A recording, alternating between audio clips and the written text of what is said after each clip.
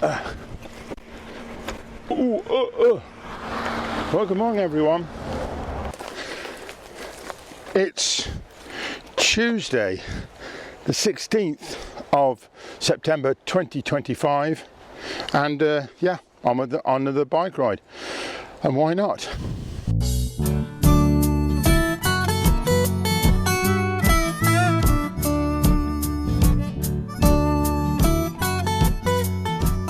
I have stopped by this tree before now to talk to you, and yeah, I've done so again, but it's interesting. A couple of things.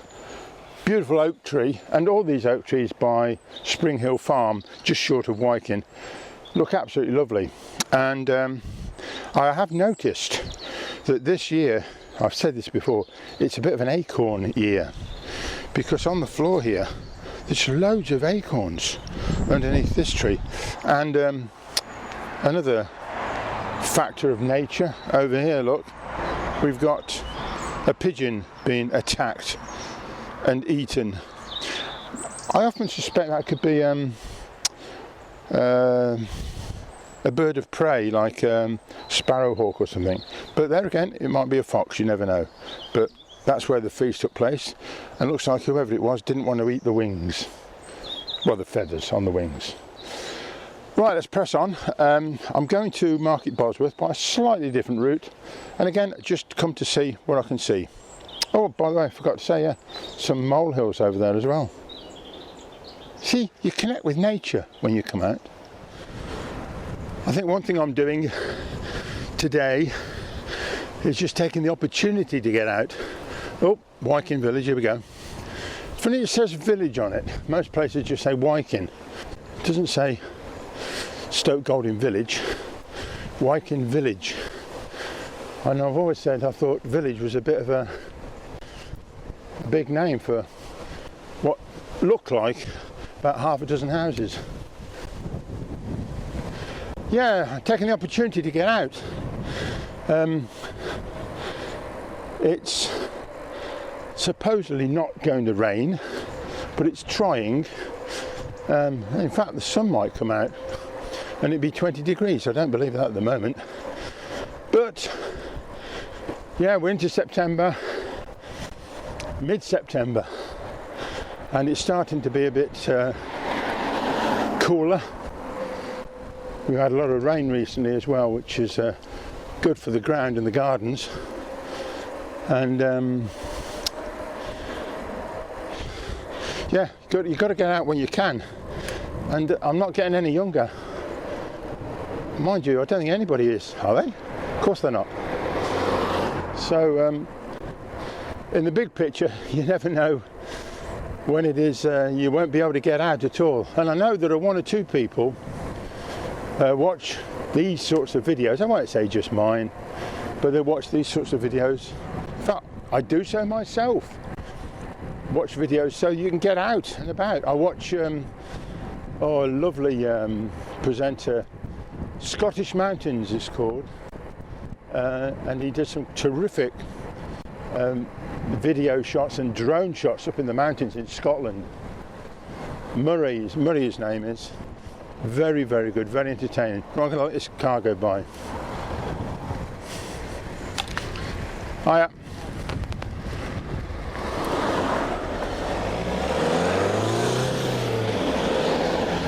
Cars, bikes, all sorts. Oh.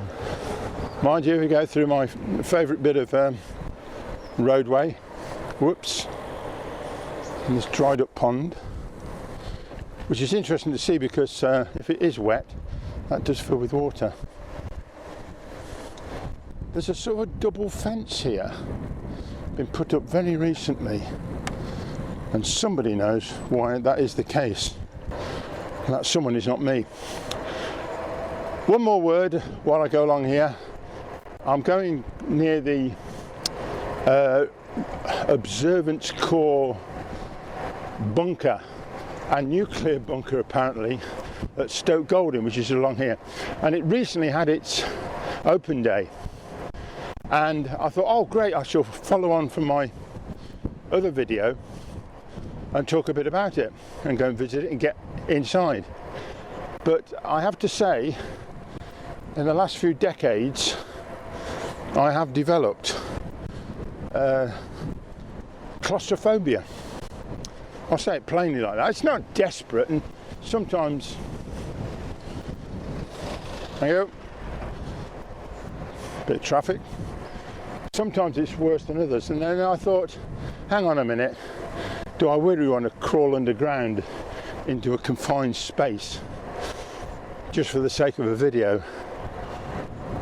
And the answer was, no, don't. So I didn't.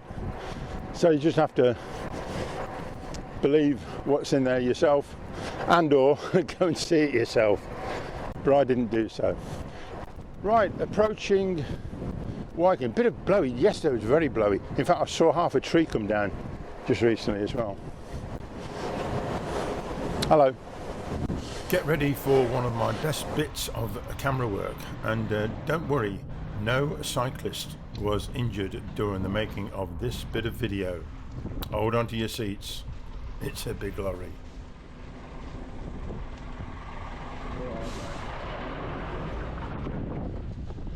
It was really a matter of safety first, not getting a good video shot. Later on in Dadlington, I turned right.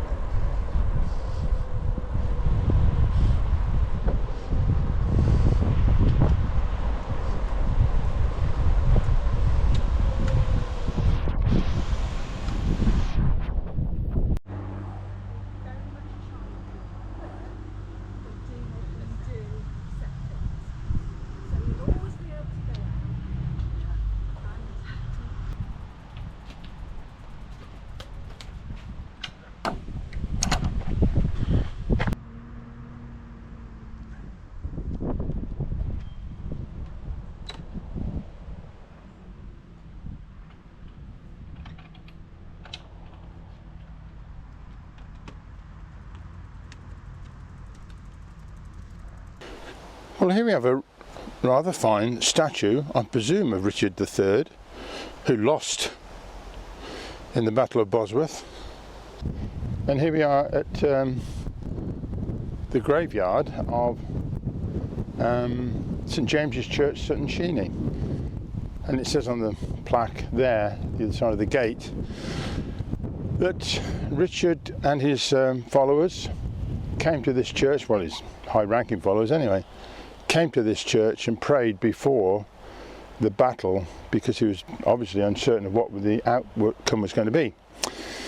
As it was, he was to be killed and essentially dethroned, and Henry Tudor take the day and become king 500 years ago. It says here, Loyalty, was it T? Loyalty me lie.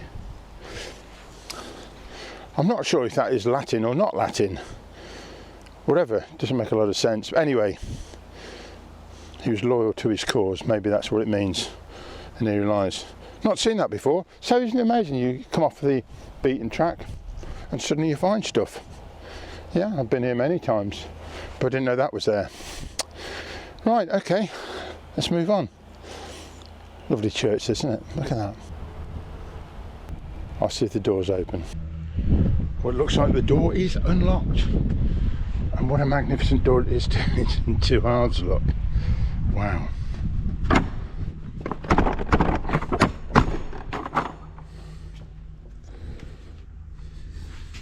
Calm before the storm. This is an artwork about meditation. Okay.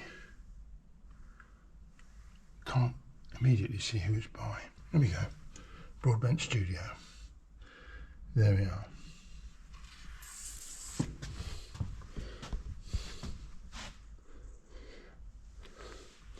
A series of maquettes were modelled in wax by sculptor Stephen Broadbent before a scale plaster model was created. And the sculptor mason A. Wright to help him carve the sculpture in Portland stone. There we are, now we know. If I've not shown you this before, let's have a look, because down here on the wall, I know there is a plaque. There it is, and it says this: "Here lieth the body of Margaret Neal," and then it goes on, "sometime wife of John, 1567. I thought I felt a familiar feel to this place. Mind you, they spelled my surname wrong.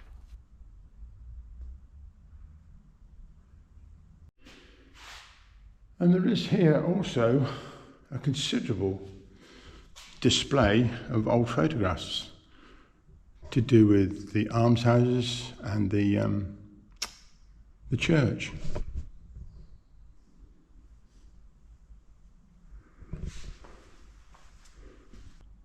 I wonder how often this church is filled with people. And it's interesting to note it's the old-fashioned setup as well. You see these pews along here. It's like a stable. Some over there, and these open ones. Fascinating. Oh, I hear something outside. I'll go and check my bike. Well, best press on. On to Market Bosworth.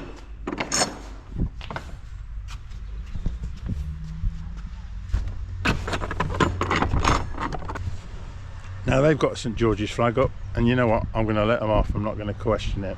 It's a church after all, in England. Fair enough. This is a rambling group here, looking at the new sculpture. Right, must press on.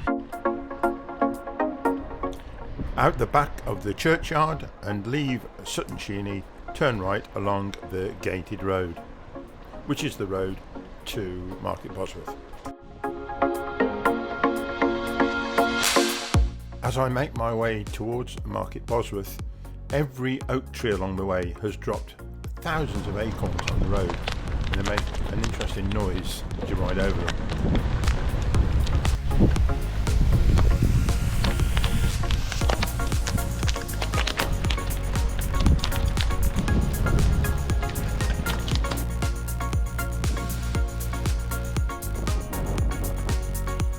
And so I finally make my way into Market Bosworth, past cottages called the Granary, the Bakery, and so on. There's a police station on the left. It's actually still a police station.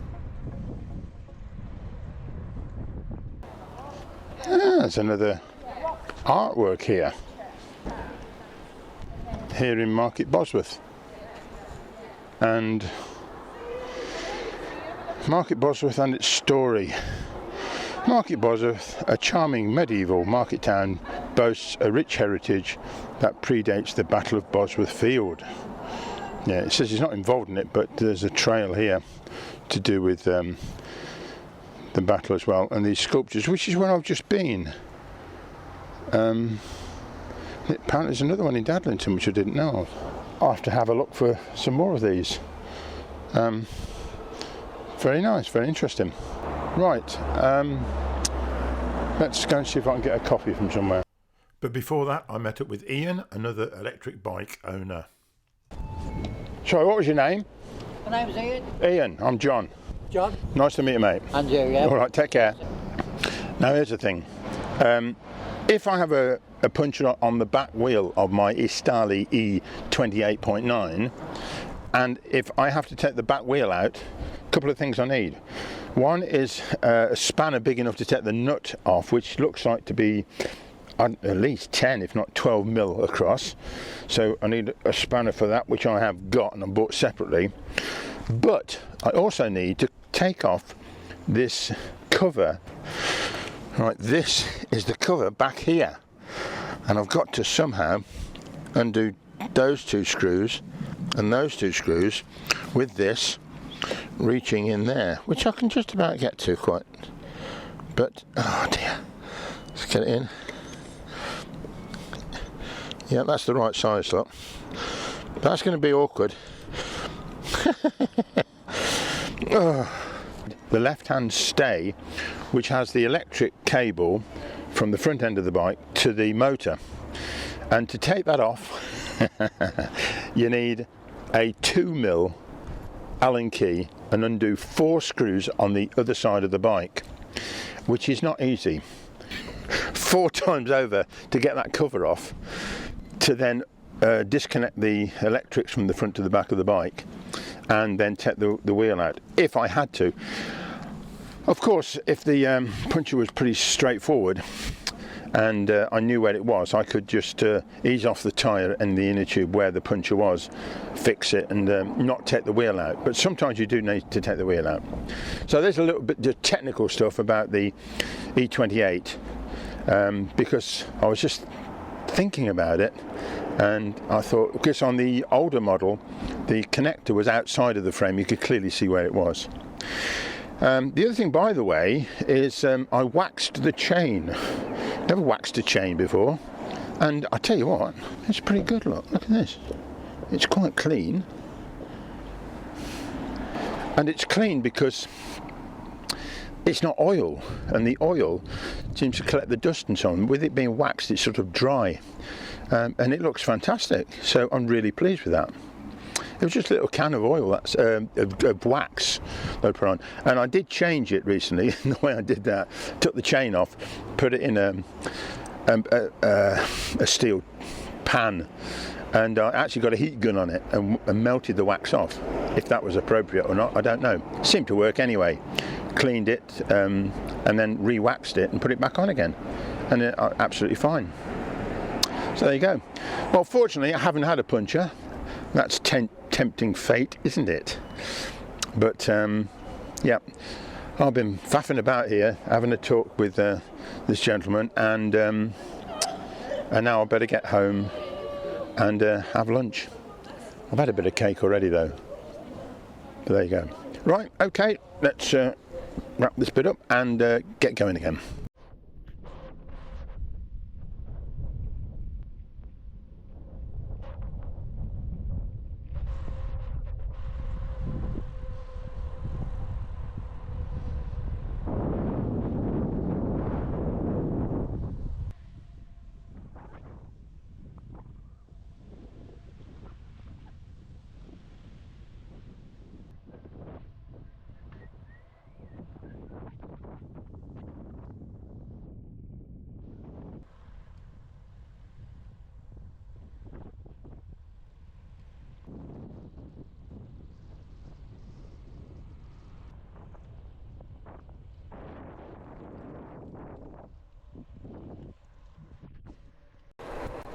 Just like to comment about nostalgia. I'm in my 70s now, and I still remember when I was a kid, probably 9 or 10, and had a decent bike that just could cover the ground. I remember, I think I went on a cycling proficiency lesson at my primary school, and we had to ride our bikes round onto the playground, and I thought, wow, I'm just covering distances here on this bike, which used to walk and take, you know, as long as it took, and to go on a bike was suddenly a great sense of freedom, and that really has never left me. I still just like drifting along on my bike. I did have a motorbike once, and it wasn't quite the same, similar, but no, a push bike is really what it's all about. And then to add to that, I've been watching on YouTube some videos of some workshop somewhere where they restore old bicycles, you know, from the 1960s, sort of a rally bike with the likes of cotter pins holding the pedal cranks on and gear changes on the frame.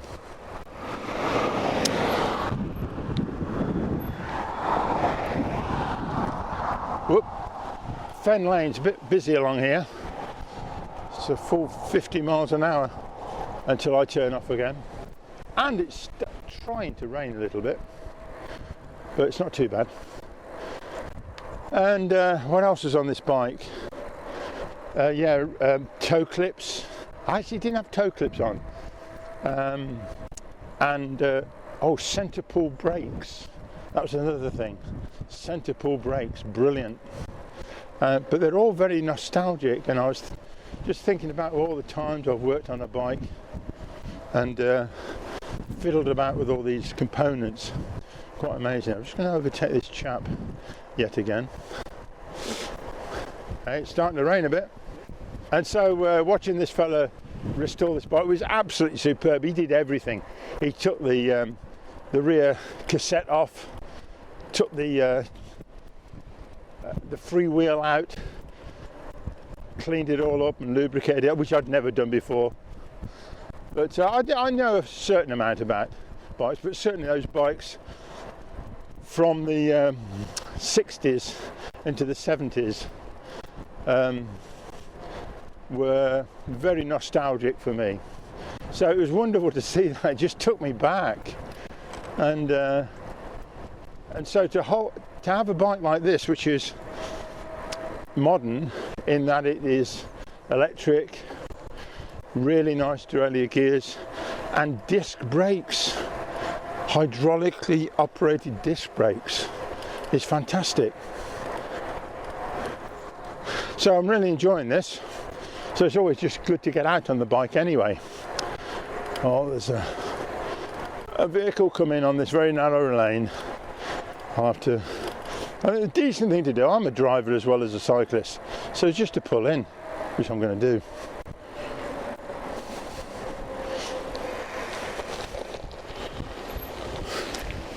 He's pulled in for me. Thanks a lot. Would it be prejudicial, prejudging the situation, to say that if it's a lady driver, they tend to be far more accommodating?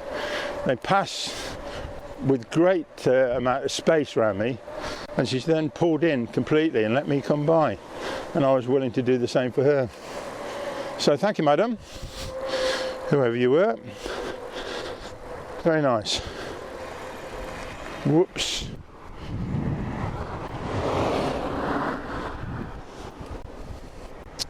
Yeah, so nostalgia, and with all these trees in this year, it's been very hot, one of the hottest we've had, and I think the trees by and large have managed to, we had some rain, and so there's acorns everywhere. The ash trees are loaded with seeds hanging down from them. I mean, the wildlife must love it. There's blackberries doing extremely well, plums, damsons, sloes, rose hips, all sorts. And conkers, horse chestnuts. I'm just trying to find a tree. I've passed a few already, but the excitement as a kid, conker trees, I love them because you've got these great big nuts on them, which unfortunately are good for nothing. You can't eat them because they're inedible, that's what it means. But